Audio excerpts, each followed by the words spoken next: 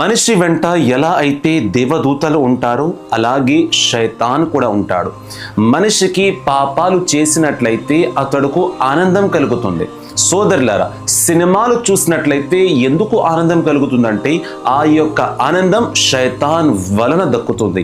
మస్జిద్ లోపలికి వెళ్ళి అల్లాహ్ యొక్క ఆరాధన చేస్తే శైతాన్కి నచ్చదు. అందుచేత మనిషి మస్జిద్లోకి ఎక్కువ సమయం ఇవ్వలేకపోతున్నాడు.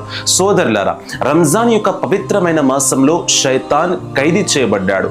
ఇప్పుడు శైతాన్ లేడు కదా, అయినా సరే మనిషి పాపాలు ఎందుకు చేస్తాడు అని కొందరు ప్రశ్నిస్తారు. అయితే తెలుసుకోండి, ఉదాహరణ కోసం ఎలా అయితే మనం సైకిల్ తొక్కే సమయంలో పెడల్ని తొక్కుతూ ఉంటాం, ఒకవేళ మనం పెడల్ని తొక్కుతూ మన యొక్క కాలుని విడిచిపెట్టినట్లయితే సైకిల్ యొక్క పెడల్ ఆగుతుందా? ఆగదు.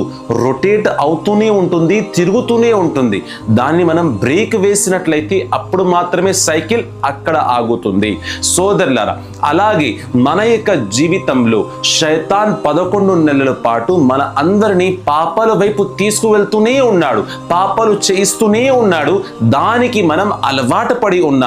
ఆ అలవాటు దూరం అవ్వాలంటే మనం బ్రేక్ వేయాలి, అనగా పాపాలతో దూరం అవ్వాలని మనసులో కలగాలి. ఆ సమయంలో మనం అల్లాహ్ దగ్గర అవుతాము. ఎలా అయితే సైకిల్ తొక్కే సమయంలో బ్రేక్ వేస్తామో అలాగే మనం పాపాల యొక్క బ్రేక్ వేసినట్లయితే శైతాన్ ఏదైతే మన కోసం తయారు చేశాడో వాటితో మనం దూరం అవుతాము, అల్లాహ్ దగ్గర అవుతాము.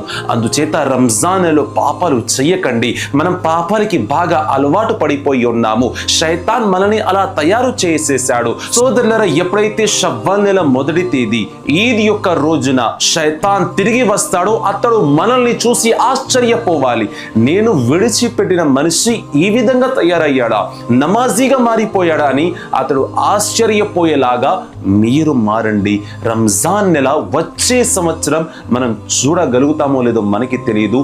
ఈ సంవత్సరం యొక్క రంజాన్ని ఆఖరి రంజాన్గా భావించి అల్లాహ్ యొక్క ఆరాధనలో లీనమై ఉండండి.